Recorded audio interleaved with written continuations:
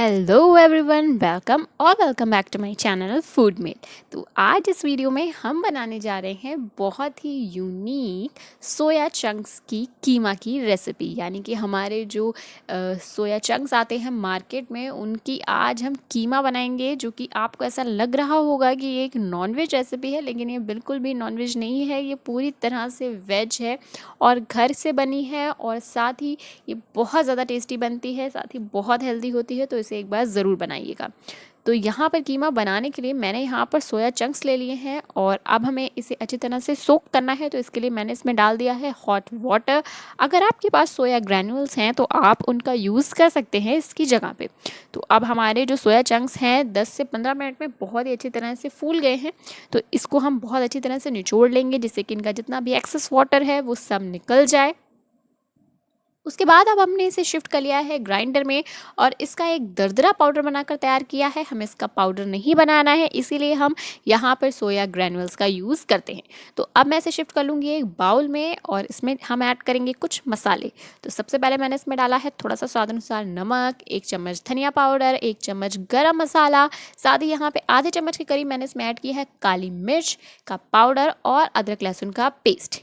अब यहाँ पे एक हमें इसमें ट्रिक यूज़ करनी है, जिसमें हम इसमें डालेंगे 2 टेबलस्पून के करीब दही।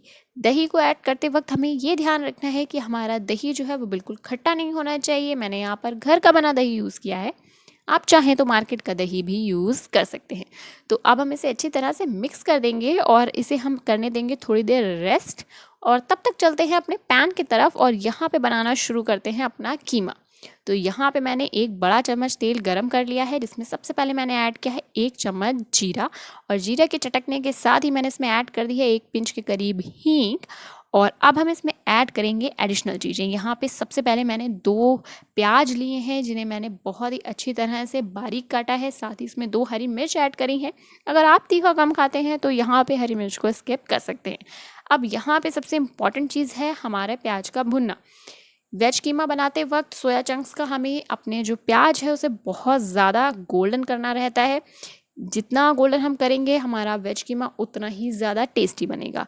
तो यहाँ पे मैंने अदरक लहसुन का पेस्ट भी इसमें ऐड कर दिया है इस वक्त। और अब हम अपने प्याज को भूनेंगे आराम से कम 10 से 15 मिनट के लिए लो फ्लेम पर।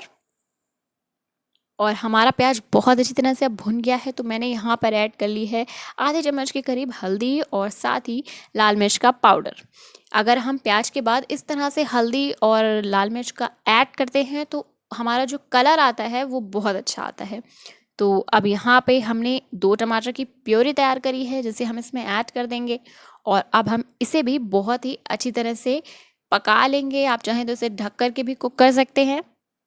ये कीमा बहुत ज़्यादा टेस्टी बनता है, और इसके टेस्ट का सबसे जो राज है वो है इसकी कुकिंग में, क्योंकि हम इसकी सारी कुकिंग एकदम लो फ्लेम पर करते हैं, जिससे कि हमारे जो मसाले हैं उसका सारा टेस्ट आपस में मिल जाए।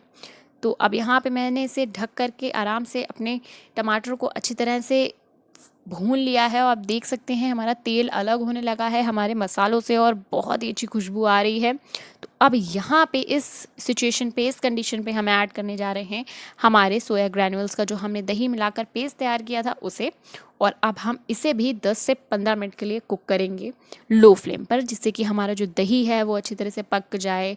और यहाँ पे पानी ऐड कर दिया है थोड़ा सा, जिससे कि ये बहुत ज़्यादा थिक ना बन करके तैयार हो। और इसमें हम और मसाले भी ऐड करेंगे इसको बहुत ज़्यादा टेस्टी बनाने के लिए। तो अब इसे ढक करके लो फ्लेम पर हम कुक करेंगे 10 मिनट के लिए। तो 10 मिनट बाद आप देख सकते हैं ये कुछ इस तरह का दिख रहा है, और बहुत ही टेस्टी लग रहा है। साथ ही खुशबू तो इतनी लाजवाब इसकी आ रही है।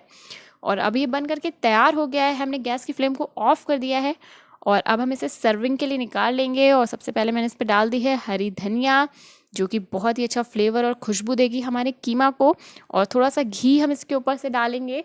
और अब आप इसे सर्व कर सकते हैं किसी भी पूड़ी या फिर पराठे के साथ, और ये बहुत ही टेस्टी बन करके तैयार होता है। तो आप इस रेसिपी को एक बार ज़रूर ट्राई कीजिएगा, और अपने एक्सपीरियंस हमारे साथ कमेंट बॉक्स में ज़रूर शेयर कीजिएगा। Thank you.